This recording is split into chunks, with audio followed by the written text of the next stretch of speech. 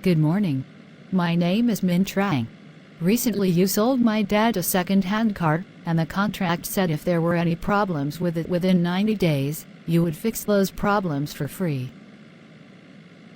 Yes, that's right. Well, I was driving to uni this morning and I suddenly heard this weird clunking sound from underneath the car.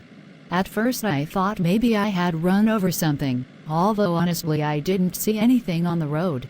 Anyway, it got worse, and so I pulled straight over.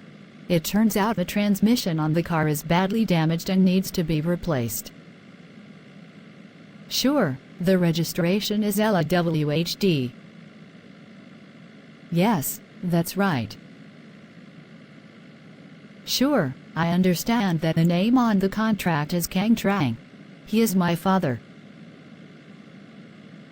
Well, the thing is that I have a sheet of paper here, signed by your employee, which says that they inspected and serviced the transmission just 3 days before Dad bought the car.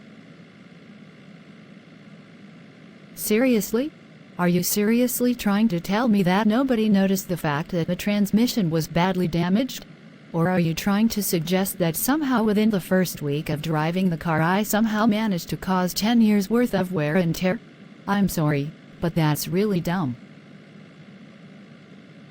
Well, it sounds to me like your understanding of the law is as bad as your understanding of car transmissions.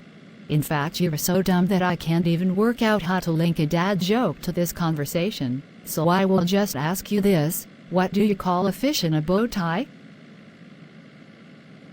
It's sophisticated. Yeah, I know. Terrible. Fix my transmission or I will tell you another one. There is plenty more where that came from.